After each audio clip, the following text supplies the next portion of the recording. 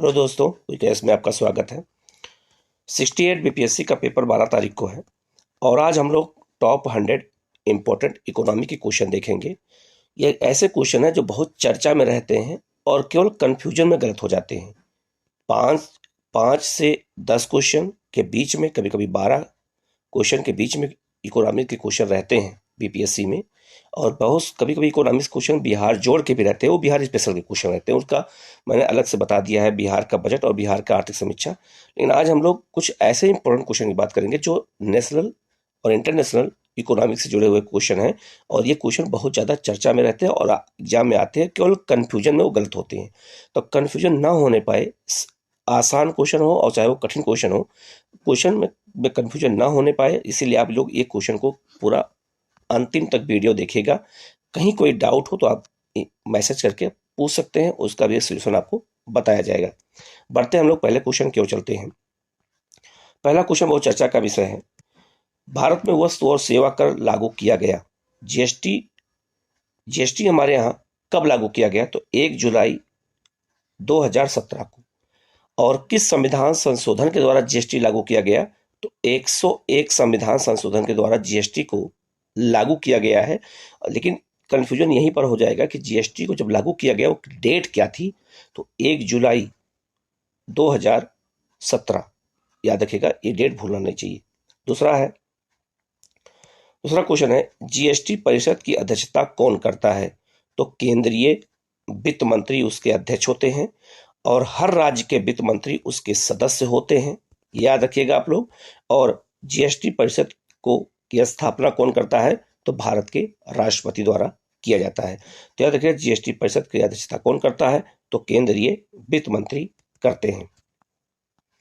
अगले क्वेश्चन को चलते हैं हम लोग। भारत में सेवा कर किस वर्ष प्रारंभ किया गया? तो 1994 में। 1994-95 में सेवा कर भारत में पहली बार सर्विस टैक्स की शुरुआत की गई थी। ऐसे क्वेश्चन एग्जाम में अगर आते हैं तो गलत होने का चांस ज्यादा होता है। नेक्स्ट है क्वेश्चन है, भारत में आर्थिक विषमता को कम करने के लिए किस प्रकार की कर प्रणाली सहायक होती है?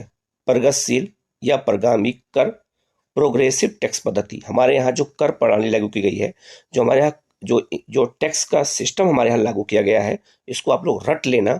ये प्रगतिशील टैक्स है, इसी को प्रोग्रेसिव टैक्स कहते हैं। जैसे जैसे आय बढ़ती है वैसे वैसे टैक्स की दर बढ़ती जाती है। नेक्स्ट क्वेश्चन है, भारत में कौन सा सेक्टर सबसे अधिक कर का भुगतान करता है? तो औद्योगिक क्षेत्र, जो इंडस्ट्रियल एरिया है, वो हमारे देश में सबसे अधिक कर का जो है भुगतान, टैक्स का भुगतान करते हैं। और उसमें कारपोरेट टैक्स सबसे बड़ा टैक्स माना जाता है। आगे बढ़ते हैं, मूल्यवर्धित कर तथा वैट जिसे कहते हैं, और वस्तु और सेवा कर किस प्रकार के कर हैं? तो चाहे वो जीएसटी हो और चाहे वो वैट कर हो, दोनों अप्रत्यक्ष कर हैं, इनडायरेक्ट टैक्स होते हैं। ये कंफ्यूजन वाले क्वेश्चन है, बहुत कंफ्यूजन होता है इनसे। नेक्स्ट है, अंतरराष्ट्रीय वस्तुओं और सेवाओं पर लगाया जाने वाला कर को क्या कहते हैं? तो आईजीएसटी कहते हैं उसको, इंटरनेशनल जीएसटी कहा जाता है। नेक्स्ट है, शराब, रियल एस्टेट, पेट्रोलियम, बिजली सेवा जैसी आइटम जो है उन पे वस्तु और सेवा कर नहीं लगता है, वो बाहर रखे गए। अगर एग्जाम में आपसे ये पूछ दे कि ऐसे कौन कौन सी वस्तु हैं जो जीएसटी से बाहर हैं, ये क्वेश्चन एग्जाम में अगर आ जाए, तो शराब को बाहर रखा गया है। रियल एस्टेट, जो हमारे यहाँ प्रॉपर्टी के काम होते हैं, बड़ी बड़ी जो बिल्डिंगें बनती हैं, उनको रियल एस्टेट कहते हैं। पेट्रोलियम और बिजली सेवा को जीएसटी से बाहर रखा गया है।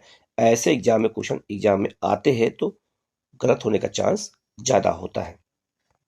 नेक्स्ट है, आयकर, इनकम टैक्स से प्राप्त समस्त राशि किसके पास जाती है? अगर पूछा जाए एग्जाम में तो ये केंद्र सरकार के पास जाती है। तो इनकम टैक्स की राशि, जितनी भी इनकम टैक्स प्राप्त होता है, वो राज्य सरकार को नहीं मिलता है, वो केंद्र सरकार को जाता है पूरा 100%। ये फैक्ट का क्वेश्चन है, ऐसे फैक्ट के क्वेश्चन आते हैं एग्जाम में। नेक्स्ट क्वेश्चन है, निगम, कंपनी कर, कारपोरेट टैक्स किस पर लगाया जाता है? कंपनियों की निवल आय पर, नेट इनकम पर लगाया जाता है कारपोरेट टैक्स जो होता है ये भारत का सबसे बड़ा टैक्स माना जाता है और ये कंपनियों के निवल आय पर लगाया जाता है। इसको कारपोरेट टैक्स कहते हैं, निगम कर या कंपनी कर भी कहा जाता है। तो इसके 3 नाम हैं, तीनों नाम इसको याद रखिएगा। नेक्स्ट क्वेश्चन है, निगम कर किस प्रकार का कर है? तो प्रत्यक्ष कर है, डायरेक्ट टैक्स है। ये क्वेश्चन बहुत बार आ चुका है और ये कंफ्यूजन का क्वेश्चन है, इसीलिए मैंने इसको आप लोगों को पहुंचाने का काम किया जिससे गलत ना होने पाए एग्जाम में। नेक्स्ट क्वेश्चन है, कृषि आयकर एग्रीकल्चर इनकम टैक्स किस सरकार के राजस्व रेवेन्यू का स्रोत माना जाता है? राज्य सरकार का। कृषि पर जो कर लगता है आयकर वो राज्य सरकार का होता है, उसे केंद्र सरकार का हिस्सा नहीं होता है। नेक्स्ट क्वेश्चन है, अगला क्वेश्चन है मनरेगा, माफ करिएगा 13 नंबर क्वेश्चन पर देखते हैं, कृषि आय का सबसे पहले कहां और कब लगाया गया? तो बिहार में 1938 में। यह क्वेश्चन बिहार में हो सकता आ जाए कि कृषि कर जो कृषि आयकर होता है वो सबसे पहले कब लगाया गया और कहां लगाया गया? तो बिहार में लगाया गया और 1938 में लगाया गया था। नेक्स्ट क्वेश्चन है, मनरेगा योजना का खर्च केंद्र और राज्य के मध्य किस अनुपात में वहन किया जाता है? तो मनरेगा पर जो पैसा खर्च होता है उसमें 75 पैसा जो है केंद्र सरकार देता है 75% और 25% पैसा राज्य सरकार देता है। तो जो रेशियो है दोनों का, वो अनुपात है वो कितना है? 75-25 का है। 75-25 का रेशियो जो है अनुपात रखा गया है। लेकिन याद रखिएगा जो गरीब राज्य हैं या जो पहाड़ी राज्य हैं वहाँ रेशियो 75-10 का रखा गया है। ये भी याद रखिएगा, वहाँ 75-10 का रेशियो होता है। नेक्स्ट क्वेश्चन है, सरकार के आय इनकम व व्यय एक्सपेंडिचर के अध्ययन को क्या कहते हैं? ये ऐसे फैक्ट क्वेश्चन एग्जाम में आते हैं। जो आय होता है और जो व्यय होता है उसके अध्ययन को क्या कहते हैं? लोक वित्त कहा जाता है, पब्लिक फाइनेंस कहते हैं उसको। तो पब्लिक फाइनेंस में आय भी होती है, इनकम भी होता है और खर्च भी होता है, एक्सपेंडिचर दोनों होता है, दोनों को मिलाकर के कहते हैं लोक वित्त कहा जाता है। नेक्स्ट क्वेश्चन बहुत इंपॉर्टेंट है, भारत में शून्य आधारित बजट किस वर्ष से पहली बार प्रारंभ किया गया था? शून्य आधारित बजट कब से हमारे देश से बनना शुरू हुआ है? तो 1987 इसमें वित्त मंत्री बीपी सिंह द्वारा पहली बार जब वित्त मंत्री थे उन्होंने 1987 में पहली बार जो है शून्य आधारित बजट की भारत में शुरुआत की थी। यह फैक्ट के क्वेश्चन है, एग्जाम में ऐसे ही क्वेश्चन आते हैं। नेक्स्ट क्वेश्चन है, शून्य आधारित बजट का निर्माण वर्ष 1969 में किसने किया था? तो पहली बार शून्य आधारित बजट किसने बनाया था? तो पीटर ए पायरे ने बनाया था। और कब बनाया था? तो 1969 में। नेक्स्ट क्वेश्चन है, बजट तैयार करने का उत्तरदायित्व किसके अंतर्गत आता है? जो बजट पेश किया जाता है, जब देखो हाल में बजट पेश किया गया है, तो बजट जो पेश किया जाता है उसको बनाने का उत्तरदायित्व किसके पास है? कौन बजट बनाता है?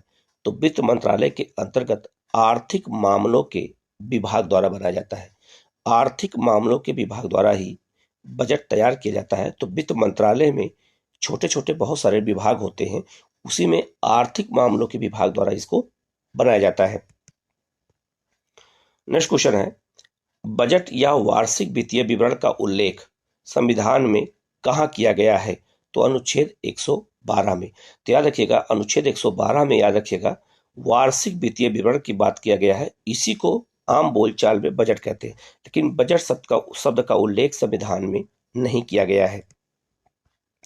नेक्स्ट क्वेश्चन है, यदि अनुमानित आय अनुमानित व्यय से कम हो तो उसे किस प्रकार का बजट कहा जाता है? घाटे का बजट कहते हैं।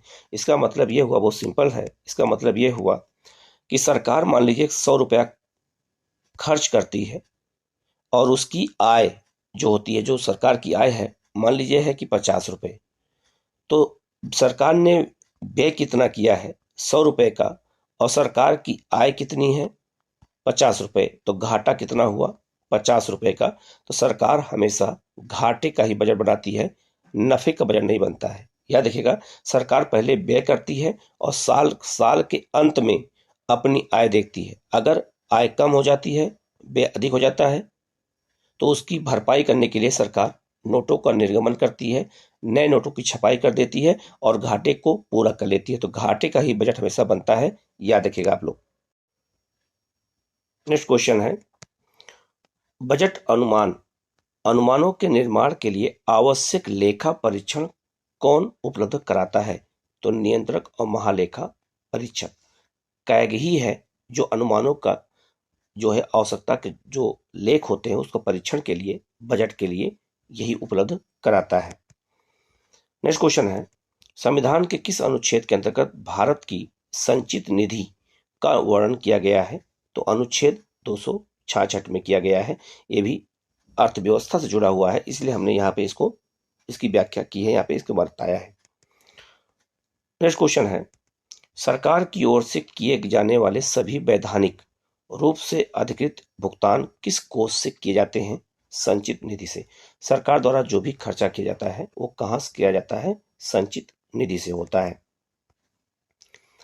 नेक्स्ट क्वेश्चन है, किस अनुच्छेद के अंतर्गत संविधान ने संसद को भारत की आकस्मिकता निधि की स्थापना के लिए अधिकृत किया है? तो अनुच्छेद 267 के अंतर्गत आकस्मिक निधि का उल्लेख किया गया है जो भारत के राष्ट्रपति के अधिकार में होता है। नेक्स्ट क्वेश्चन है, भारत में सर्वाधिक 10 बार बजट किसने प्रस्तुत किया है? मोरारजी देसाई ने। तो मोरारजी देसाई ने भारत में सबसे अधिक 10 बार बजट को पेश किया है। समानांतर अर्थव्यवस्था का तात्पर्य क्या होता है? काला धन से। अगर कहीं पर समानांतर अर्थव्यवस्था की बात हो रही है तो वो ब्लैक मनी, काला धन की बात की जा रही है।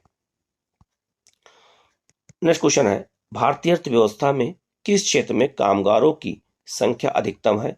कृषि क्षेत्र में 42%। 42% लोग कृषि क्षेत्र में लगे हुए हैं, जहां पर मजदूरों की संख्या सबसे ज्यादा यह भारतीय अर्थव्यवस्था में यहीं पर है। नेक्स्ट क्वेश्चन है, भारत में हरित क्रांति का जनक किसे माना जाता है? डॉक्टर MS स्वामीनाथन को। बहुत इंपॉर्टेंट है, ये क्वेश्चन बहुत बार आ चुका भी है। विश्व में हरित क्रांति के जनक कौन थे? तो याद रखिएगा, नॉर्मन अर्नेस्ट बोरलॉग। किस देश से संबंधित हैं? संयुक्त राज्य अमेरिका से संबंधित है ये। नेक्स्ट क्वेश्चन बहुत इंपॉर्टेंट है कि हरित क्रांति किस राष्ट्र में सबसे पहले प्रारंभ की गई? तो मैक्सिको में। और मैक्सिको से ही गेहूं लाया गया था हमारे देश में, और गेहूं ला करके इसकी खेती हमारे देश में की गई थी। तो सबसे पहले याद रखिएगा कि हरित क्रांति की शुरुआत विश्व में स्तर पर कहाँ की गई थी? मैक्सिको में। नेक्स्ट क्वेश्चन है, भारत में हरित क्रांति का सर्वाधिक प्रभाव किसके उत्पादन में देखा गया? गेहूं के उत्पादन में। यहां से देखा गया कि सबसे ज्यादा हरित क्रांति का प्रभाव किस फसल पे पड़ा? तो गेहूं के उत्पादन पे पड़ा है सबसे ज्यादा। नेक्स्ट क्वेश्चन है, भारत में द्वितीय हरित क्रांति का उद्देश्य क्या था? समावेशी विकास, इंक्लूसिव ग्रोथ जो है, यही द्वितीय हरित क्रांति का उद्देश्य था। नेक्स्ट क्वेश्चन है, कृषि मूल्य आयोग के स्थान पर कृषि लागत और मूल्य आयोग की स्थापना किस वर्ष की गई? तो 1 जनवरी 1965 को। और हमारे यहाँ जो न्यूनतम समर्थन मूल्य होता है, मिनिमम सपोर्ट प्राइस होता है, उसको लागू करने का भी अधिकार किसके पास है? सिफारिश करने का अधिकार किसके पास है? तो कृषि लागत और मूल्य आयोग के पास है। और इसकी स्थापना कब की गई? तो 1965 में की गई है। नेक्स्ट क्वेश्चन बहुत इंपॉर्टेंट है, न्यूनतम समर्थन मूल्य घोषित किया जाता है किसके द्वारा किया जाता है? तो आर्थिक मामलों की मंत्रिमंडलीय समिति द्वारा। और इसके अध्यक्ष कौन होते हैं? तो भारत के PM होते हैं। नेक्स्ट क्वेश्चन है, खाद्यान्नों का न्यूनतम समर्थन मूल्य किस वर्ष प्रारंभ किया गया? तो 1966-67 में जो न्यूनतम समर्थन मूल्य की शुरुआत हुई भारत में, MSP की शुरुआत भारत में कब से मानी जाती है? तो 1966-67 से मानी जाती है। नेक्स्ट क्वेश्चन है, भारत में सबसे अधिक कॉफी उत्पादन करने वाला राज्य कौन सा है? तो कर्नाटक है। भारत में सबसे अधिक कॉफी का उत्पादन कर्नाटक में होता है। नेक्स्ट है, भारतीय हरित क्रांति की जन्मस्थली किसे माना जाता है? तो पंतनगर उत्तराखंड को खाद्यान्न फसलों के लिए। तो पंतनगर में पहली बार हरित क्रांति के लिए काम शुरू हुआ। इसी को जन्मस्थली के रूप में माना जाता है। ये क्वेश्चन बहुत इंपॉर्टेंट है, ऐसे याद रख लेगा ये सबको। नेक्स्ट क्वेश्चन है, भारत में हरित क्रांति से भारत के कौन से राज्य सर्वाधिक लाभ प्राप्त किए हैं? तो पंजाब, हरियाणा और पश्चिमी उत्तर प्रदेश, ये तीनों क्षेत्रों में गेहूं के उत्पादन के लिए इनको चुना गया था और सबसे ज्यादा फायदा भारत में इन्हीं को हुआ है। नेक्स्ट है, किसान क्रेडिट कार्ड योजना का संचालन कौन करता है? नाबार्ड करता है। जो किसान क्रेडिट कार्ड होता है वो कौन, उसकी योजना को कौन देखता है? अगर एग्जाम में आपसे पूछा जाए तो आप बताओगे नाबार्ड देखता है। नेक्स्ट क्वेश्चन है, किसान क्रेडिट कार्ड योजना का प्रारंभ किस वर्ष किया गया था? तो वर्ष 1998-99 में। यह क्वेश्चन बहुत बार आ चुका है, बहुत इंपॉर्टेंट है कि किसान क्रेडिट कार्ड जो योजना की गई है, केसीसी जिसे कहा जाता है, केसीसी कहते हैं गांव में इसको, फुल जो इसका शॉर्ट फॉर्म में बहुत चर्चा में विषय रहता है। ये कब शुरू किया गया हमारे यहाँ? तो 1998-99 में। नेक्स्ट क्वेश्चन है, राष्ट्रीय कृषि अनुसंधान प्रबंधन अकादमी कहाँ स्थित है? हैदराबाद, तेलंगाना में। इसकी स्थापना 1966 में की गई थी। बहुत ही महत्वपूर्ण है कि जो है राष्ट्रीय कृषि अनुसंधान प्रबंधन अकादमी अगर पूछा जाए कहां पर है तो यह हैदराबाद में है। एक कंफ्यूजन का क्वेश्चन है, गलत होने का चांस ज्यादा होता है। नेक्स्ट क्वेश्चन है, राष्ट्रीय कृषि विकास योजना की शुरुआत किस पंचवर्षीय योजना के अंतर्गत की गई? 11वीं पंचवर्षीय योजना के अंतर्गत 2007 से 12 के बीच में। आगे बढ़ते हैं हम लोग। प्रधानमंत्री फसल बीमा योजना के अंतर्गत फसल नष्ट होने पर कितने प्रतिशत मुआवजा का भुगतान किया जाता है? 25%। ऐसे क्वेश्चन एग्जाम में आते हैं तो गलत होने का चांस ज्यादा होता है, क्योंकि बिल्कुल फैक्ट के क्वेश्चन होते हैं, तो ये आप लोग इनको बिल्कुल देख लीजिएगा। नेक्स्ट है, केंद्र सरकार द्वारा मेगा फूड पार्क योजना कब प्रारंभ की गई? 2008 से मेगा फूड पार्क योजना की शुरुआत की गई है। नेक्स्ट क्वेश्चन है, भारतीय चारागाह और चारा अनुसंधान संस्थान कहाँ स्थित है? झांसी में स्थित है, उत्तर प्रदेश में, जहां पे चारा और चारा अनुसंधान के लिए काम किया जाता है। नेक्स्ट है, भारतीय अर्थव्यवस्था के किस उद्योग में सबसे ज्यादा निवेश किया जाता है? लौह और इस्पात उद्योग। लौह और इस्पात उद्योग में सबसे ज्यादा निवेश, इन्वेस्टमेंट होता है। नेक्स्ट क्वेश्चन, ये क्वेश्चन बहुत बार आ चुका है और ये क्वेश्चन है, निर्यात प्रसंस्करण क्षेत्र, ठीक है, एक्सपोर्ट प्रोसेसिंग जोन EPZ की अवधारणा सर्वप्रथम भारत में कहां प्रारंभ की गई? तो 1965 में कांडला, गुजरात में। पहली बार भारत में निर्यात प्रसंस्करण क्षेत्र कहां स्थापित किया गया? तो 1965 में कांडला में स्थापित किया गया है। नेक्स्ट क्वेश्चन है, 23 जून 2005 को भारत में विशेष आर्थिक क्षेत्र, जिसे हम लोग सेज कहते हैं, स्पेशल इकोनॉमिक जोन नीति घोषित की गई थी। कब? 2015 में। याद रखना, हमारे यहाँ 2015 से ही सेज की शुरुआत की गई है। नेक्स्ट है, व्यापार नीति में क्या शामिल होता है? आयात निर्यात नीति। आयात निर्यात नीति को ही व्यापार नीति के नाम से जाना जाता है।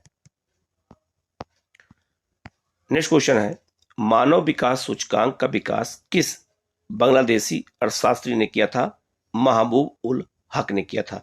तो महबूब उल हक जो है और भारत के अमर्त्य सेन ने मिलकर के ही मानव विकास सूचकांक को बनाया था। नेक्स्ट है, विश्व व्यापार संगठन का मुख्यालय कहाँ स्थित है? जिनेवा, स्विट्जरलैंड में। यह क्वेश्चन बहुत बार आता है और गलत होने का चांस ज्यादा होता है। नेक्स्ट क्वेश्चन है, अंतर्राष्ट्रीय मुद्रा कोष की स्थापना कब हुई और इसका मुख्यालय कहाँ स्थित है? तो जुलाई 1944 में बेटन वुड्स सम्मेलन में अमेरिका में स्थित है, वहीं पे इसकी स्थापना हुई और इसके जो है इसका मुख्यालय वाशिंगटन DC में स्थित है, अंतर्राष्ट्रीय मुद्रा कोष का। इसी के साथ में विश्व बैंक की भी स्थापना की गई थी। नेक्स्ट क्वेश्चन है, भारत अंतर्राष्ट्रीय मुद्रा कोष का सदस्य कब बना? तो 1945 में। मुद्रा कोष की स्थापना, IMF की स्थापना 1944 में की गई थी और IMF में भारत का सदस्य, उसका भारत कब बना? तो 1945 में बना। याद रखना, यह फैक्ट क्वेश्चन है, डेट क्वेश्चन है, गलत होने के चांस ज्यादा होते हैं। नेक्स्ट क्वेश्चन है, संयुक्त राष्ट्र यूनाइटेड नेशन से संबंधित विश्व बौद्धिक संपदा संगठन की स्थापना कब की गई थी? तो 14 जुलाई 1967 में इसकी स्थापना की गई थी, जो कॉपीराइट और इन सब और जीआई टैग यही सब देने का काम करता है बौद्धिक संपदा संगठन। नेक्स्ट क्वेश्चन है, इसी से जुड़ा हुआ है, विश्व बौद्धिक संपदा संगठन का मुख्यालय कहाँ स्थित है? जिनेवा में, स्विट्जरलैंड में यह भी स्थित है।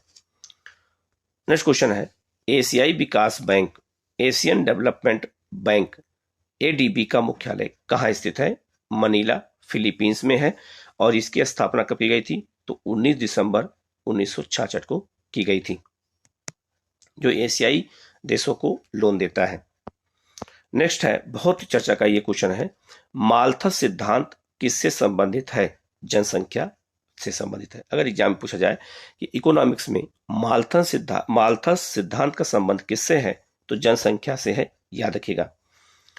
नेक्स्ट क्वेश्चन है, मानव विकास ह्यूमन डेवलपमेंट का लक्ष्य किस पंचवर्षीय योजना में दिया गया?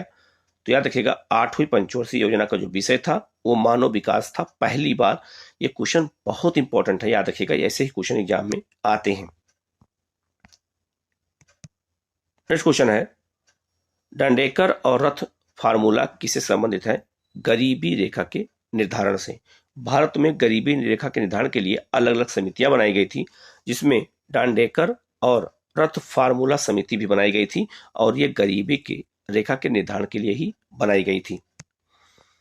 नेक्स्ट क्वेश्चन बहुत ही महत्वपूर्ण है, लाला लाजपत राय जो गरम दल की कांग्रेस के नेता थे, लाला लाजपत राय किस बैंक के अध्यक्ष थे? तो पंजाब नेशनल बैंक के अध्यक्ष थे। ये क्वेश्चन भी मैंने इसलिए जानबूझ के दिया, मान लीजिए आ जाए तो क्या करें, इसलिए हमने दे दिया कि आप लोग याद रहेगा। हस्तक्षेप अर्थव्यवस्था किससे संबंधित है? तो पूंजीवादी अर्थव्यवस्था से संबंधित है। एग्जाम में आ जाए कि हस्तक्षेप जो है अर्थव्यवस्था का संबंध किससे है, अगर मान लो आ जाता है, यह फैक्ट क्वेश्चन है, तो ये पूंजीवादी अर्थव्यवस्था से संबंधित है। नेक्स्ट क्वेश्चन बहुत महत्वपूर्ण है, अगर एग्जाम में आ जाए, ये क्वेश्चन आईएएस में आया है, ये क्वेश्चन आईएएस में आया हुआ है, बंद अर्थव्यवस्था क्लोज इकोनॉमी से क्या आशय है? तो शून्य आयात और निर्यात गतिविधियां। जिस देश में आयात निर्यात नहीं होता है उस देश की अर्थव्यवस्था को बंद अर्थव्यवस्था कहा जाता है, और यह क्वेश्चन आईएएस में आ चुका है। नेक्स्ट क्वेश्चन है, गांधीवादी अर्थव्यवस्था किस सिद्धांत पर कार्य करती है? तो न्यासीता के सिद्धांत पर, प्रिंसिपल ऑफ ट्रस्टीशिप के सिद्धांत पर काम करती है गांधीवादी अर्थव्यवस्था, और महात्मा गांधी जो थे वो ट्रस्टीशिप पर ही विश्वास करते थे।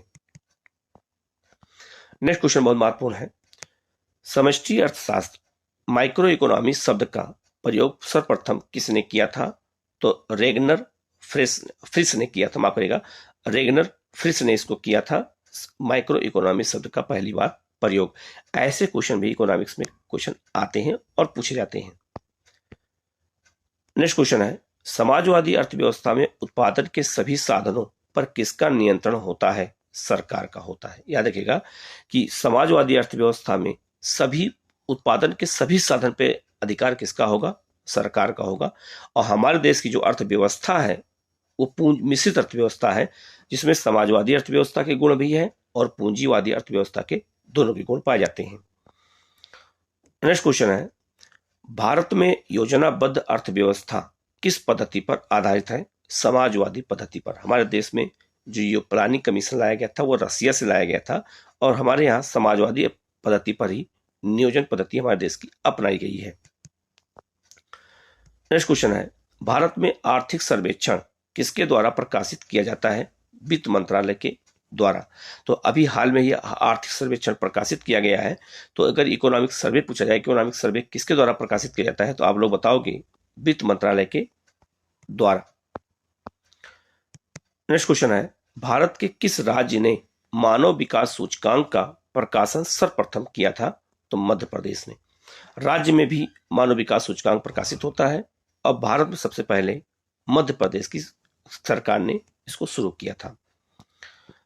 नेक्स्ट क्वेश्चन है, सर्वप्रथम राष्ट्रीय आय समिति का गठन पीसी महालनबीस की अध्यक्षता में किस वर्ष किया गया था? 1949 में। हमारे यहाँ पहली बार राष्ट्रीय आय समिति बनाई गई थी और उसके अध्यक्ष पीसी महालनबीस थे 1949 में। नेक्स्ट क्वेश्चन है, भारत में राष्ट्रीय आय का आकलन सर्वप्रथम किसने किया था? दादा भाई नौरोजी ने 1868 में किया था और लंदन में जो है जब आए थे वहां से अपना पेपर प्रकाशित किया था और उस पेपर का नाम था poverty and un-British rule in India. उसी पुस्तक में इन्होंने पहली बार राष्ट्रीय आय के आकलन को प्रकाशित किया था। और देखिए वही क्वेश्चन मैंने दे भी दिया है। दादा भाई नौरोजी ने किस पुस्तक में राष्ट्रीय आय के संदर्भ में अनुमान लगाया था? तो poverty and un-British rule in India, ये पुस्तक 1867 में इन्होंने लिखा था और ये पहली बार इसका प्रकाशन लंदन में किया गया था, ये भी याद रखेगा। नेक्स्ट क्वेश्चन है, भारत में राष्ट्रीय आय के आंकड़ों को प्रकाशित करने के लिए वित्तीय वर्ष होता है 1 अप्रैल से 31 मार्च। सरकार का जो वित्तीय वर्ष होता है वो कब से कब होता है? तो 1 अप्रैल से 31 मार्च के बीच में होता है। नेक्स्ट है, आर्थिक नियोजन किस सूची का विषय है? समवर्ती सूची का विषय है। जो हमारे यहाँ इकोनॉमिक प्लानिंग की जाती है वो किस सूची का विषय माना जाता है? वो समवर्ती सूची का विषय माना जाता है, ना तो संघ का ना राज्य का, वो है समवर्ती सूची का विषय है।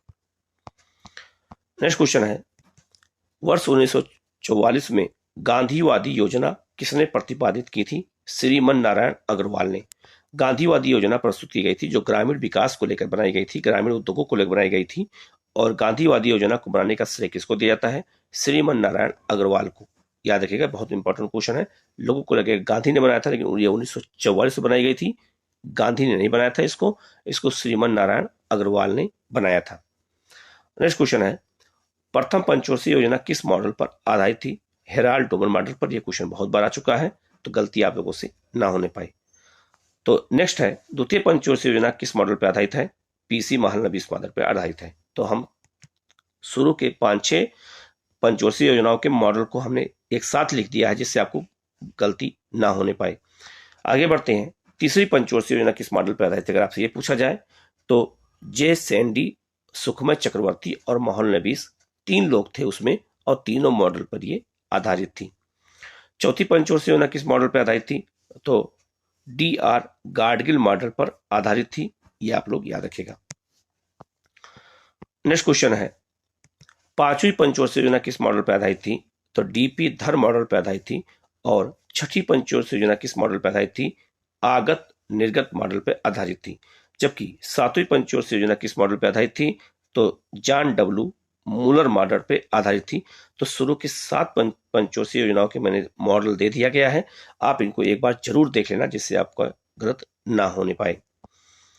नेक्स्ट क्वेश्चन की ओर चलते हैं, 11वीं पंचवर्षीय योजना का मुख्य विषय क्या था? तो तीव्रता और अधिक समावेशी विकास। ये क्वेश्चन IAS में आ चुका है, बहुत इंपॉर्टेंट क्वेश्चन है कि 11वीं और BPSC में भी आ चुका है। तो 11वीं पंचवर्षीय योजना का जो विषय था वो तीव्रता और अधिक समावेशी विकास था।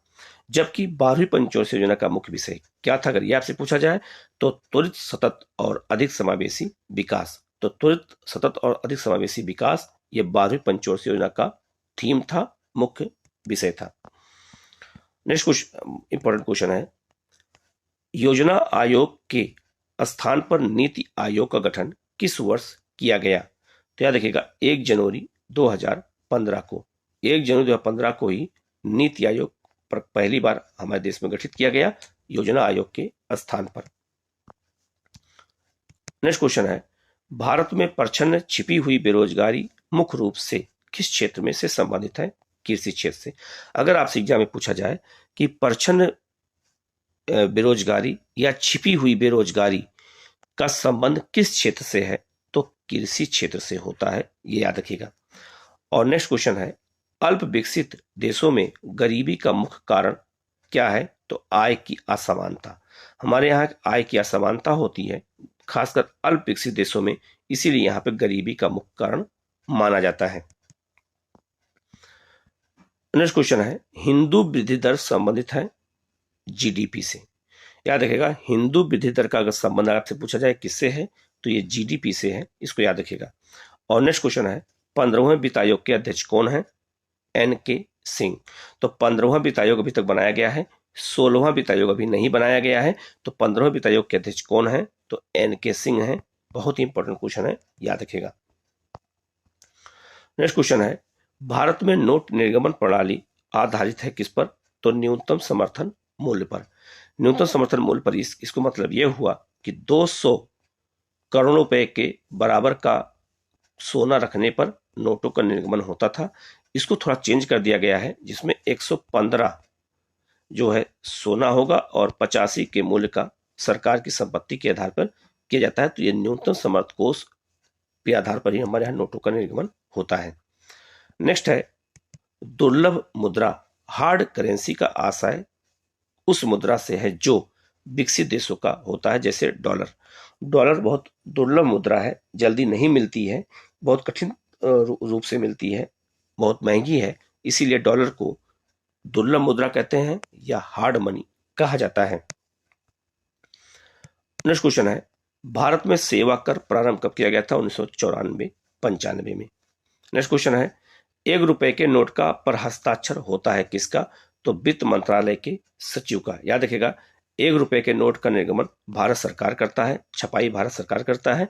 बाकी 2 रुपए से लेकर के और जो है 2000 की नोट तक का छपाई जो है RBI करता है। तो अगर एग्जाम में पूछा जाए कि 1 रुपए के नोट पर किसका हस्ताक्षर होता है, तो वित्त मंत्रालय के सचिव का होता है। बहुत इंपॉर्टेंट है, याद रखिएगा।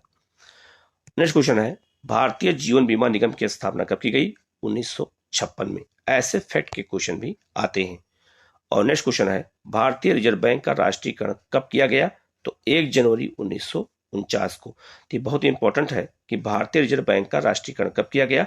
तो 1 जनवरी 1949 याद रखना, ये डेट याद रखना, 1 जनवरी ना कि 1 जुलाई है। नेक्स्ट क्वेश्चन है, आयात निर्यात बैंक की स्थापना कब की गई? 1942 में। यह भी फैक्ट की क्वेश्चन है। भारत में योजना अवकाश की अवधि क्या थी? तो 1966 और 1959 याद रखिएगा। तो 1966 1969 के बीच में भारत में योजना अवकाश का समय माना जाता है। नेक्स्ट है, बहुत इंपॉर्टेंट क्वेश्चन है, गरीबी हटाओ का नारा इंदिरा गांधी द्वारा वर्ष 1971 में दिया गया। इसे किस पंचवर्षीय योजना का मुख्य लक्ष्य के रूप में शामिल किया गया? तो 5वीं पंचवर्षीय योजना। याद रखिएगा, 5वीं पंचवर्षीय योजना का मुख्य विषय था भारत से गरीबी को हटाओ। ठीक है, जो आज तक हटी नहीं है। नेक्स्ट है, विकसित देशों में किस प्रकार की बेरोजगारी पाई जाती है? तो चक्रीय बेरोजगारी पाई जाती है विकसित देशों में। याद रखिएगा, वहां पर चक्रीय बेरोजगारी चलती है, साइकिल के आधार पर अनएम्प्लॉयमेंट होता रहता है। और नेक्स्ट क्वेश्चन है, बेरोजगारी में वृद्धि किस प्रकार की अर्थव्यवस्था को संकेत करती है? मंदी की अर्थव्यवस्था को। याद रखिएगा, जब बेरोजगारी बढ़ती है तो अर्थव्यवस्था मंदी की ओर जाती है, इसको याद रखिएगा। और नेक्स्ट क्वेश्चन है, शहरी क्षेत्रों में आमतौर पर दिखने वाली बेरोजगारी क्या कहलाती है? शिक्षित बेरोजगारी। अगर शहरों में बेरोजगारी फैलती है तो वो शिक्षित बेरोजगारी होती है। लोग शिक्षित रहते हैं लेकिन उनके हिसाब से काम नहीं मिलता है, इसीलिए वो बेरोजगार रहते हैं। तो टॉप के 100 क्वेश्चन हमने दिया है इकोनॉमिक्स के। अगला वीडियो फिर 100 क्वेश्चन का रहेगा। तो 200 क्वेश्चन अगर आप इकोनॉमिक्स का देख लोगे टाइम निकाल करके तो आपको बिल्कुल याद हो जाएगा। वीडियो कैसा लगा आप जरूर कमेंट करिएगा, वीडियो को लाइक करिएगा, सब्सक्राइब कर लीजिएगा चैनल को, बेल आइकन को प्रेस कर लीजिएगा, जिससे आपके पास नोटिफिकेशन सबसे पहले पहुंचे और आप उसका लाभ उठा सकें। Okay, thank you.